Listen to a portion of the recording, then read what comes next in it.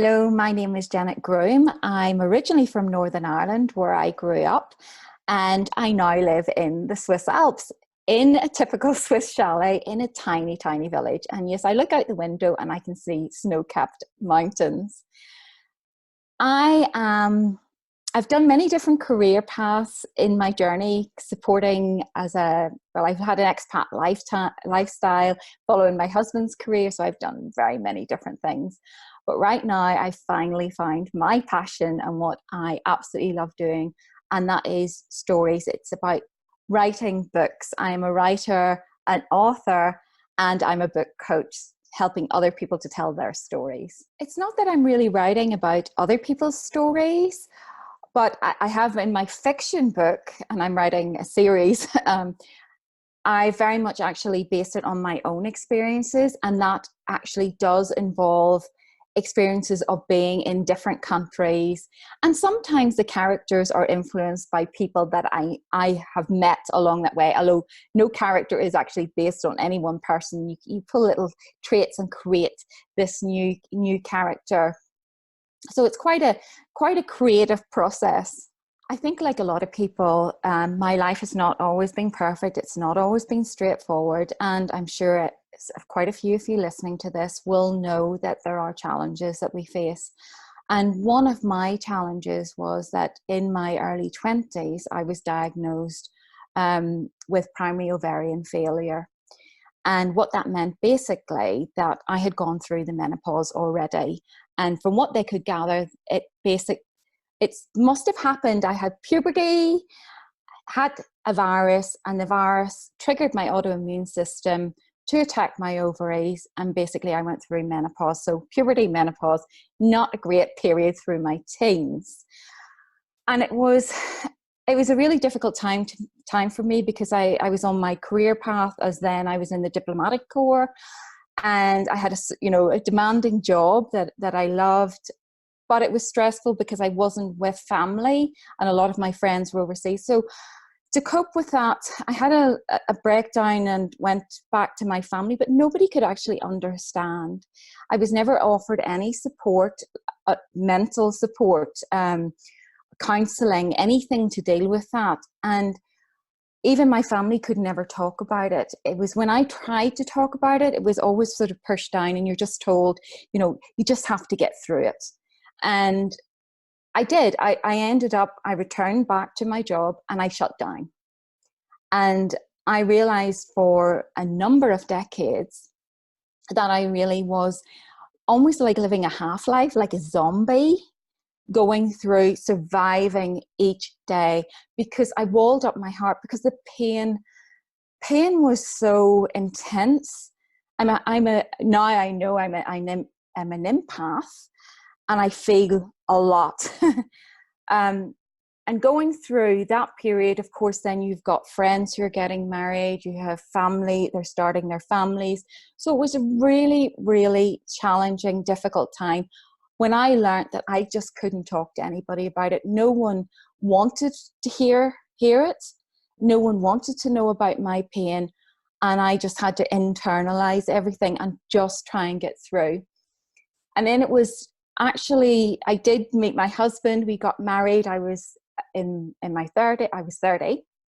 And we enjoyed then together an expat life, where we were in Singapore, we were back in London, and then we went to America. And when we were in America, we had decided that we would return to the UK to look at, IVF, infertility treatment, or adoption. Unfortunately, the financial crisis happened then, and my husband works in the finance sector, and he no longer had a job in America, no longer had the opportunity in the UK, but we were thrown a lifeline to come to Switzerland. Now, for me at that stage, it was like my dreams once again were just completely shattered. It was like I had built my expectation up that we would go back and we would, put down roots, and we would have that family in one way or another that we both wanted. And it was taken away. It was like that rug, just pulled under your feet again, and off we were sent off to another country. And I just really didn't want to be here. In my heart, I just did not want to be here. I did not want to have to start from scratch again. It's just rebuild a life again, learn another language, just everything. I did not want to be here. It was a colossal pressure on me. And I think sort of when you put pressure on things, as we all know, it explodes.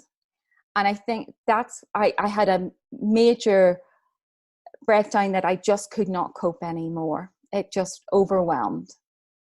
And it was that point then that I started this journey of healing. And one of the things that I discovered that really helped me is the power of words. So reading helped me learning things, and also then finding my own way to write as well, was entering my creative space. And that was an incredibly powerful healing. I know in the UK, I don't know elsewhere, there's something called the Daisy Chain Network, and they provide support.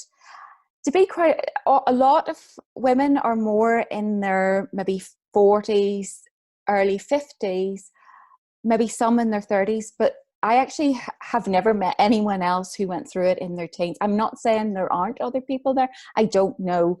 But statistically, I have a better chance of winning the lottery.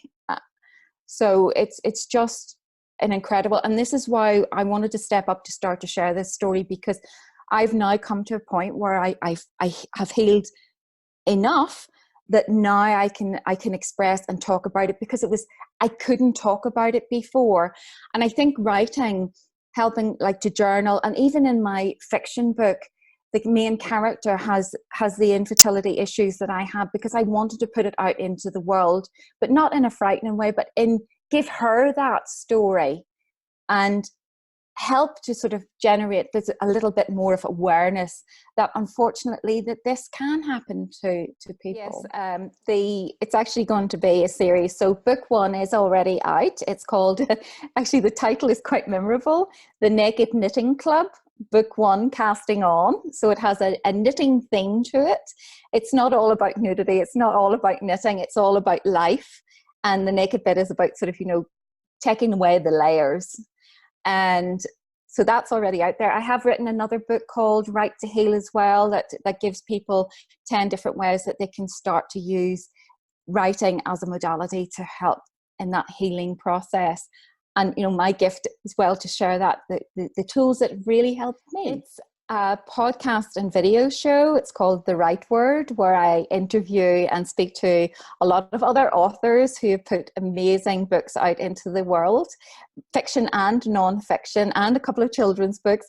And we hear about their writing journey, and hopefully it inspires maybe other people to pick up their pen and to write too. Exactly. That was exactly my story, because there wasn't the internet then. You couldn't look things up, and just no one knew.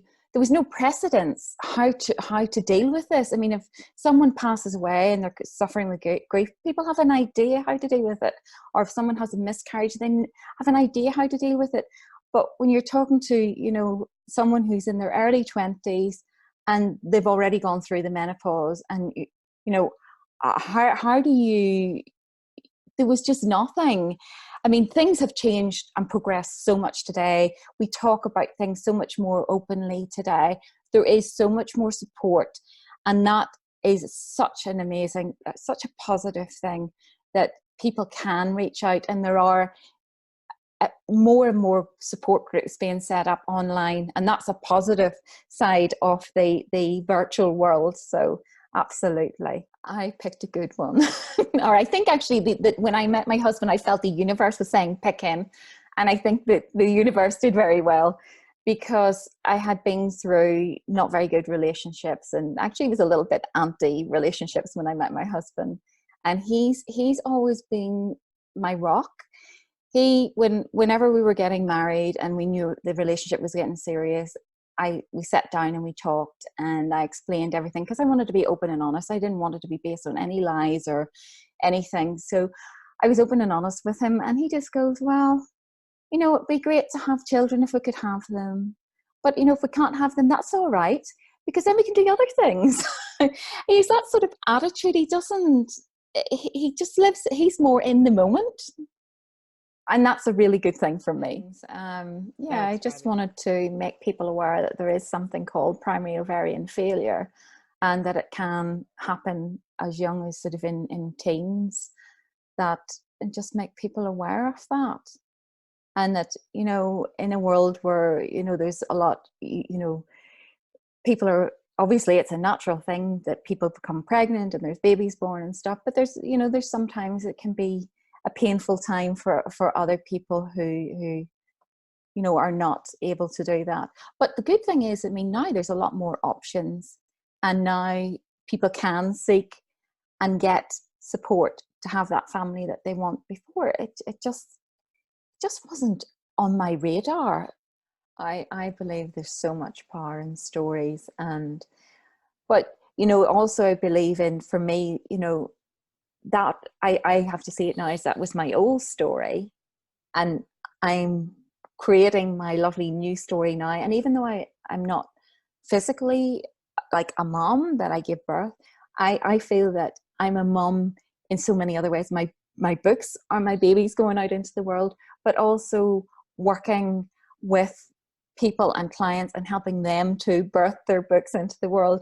I mean, that's magic for me. That's beautiful for me. Well, when somebody wants to share their story and they perhaps don't quite know where to start, and particularly if it is an emotional story, I am actually trained in NLP hypnosis and a life coach as well. So I bring those skills to the table because, you know, if it is a challenging, like my story was challenging to tell, that you maybe need that support. But what I do is I take, you know, sit with someone, maybe they've already got a manuscript already done, and then we work with that, we tidy it up, we put it some structure to it. Maybe they don't know where to start and they just need someone to break it down into bite-sized chunks. So we look at what message they want to get across, who's their audience, how do they want to build it, what do they want to say, what is their message, and we create a structure and then break it down into bite-sized chunks for them, so that then they can work on like a chapter at a time, and we build it up and create that book format. And then I also work with the publisher that then, if they want to actually publish it, then we can take that and actually publish it and put it into the world for them. And I really do think that was writing the book and giving it over to Kate, the character in the book, it's almost like I've offloaded it and now I can talk about it. That's So now, fabulous. before I just could not get the words out. So thank you for this opportunity.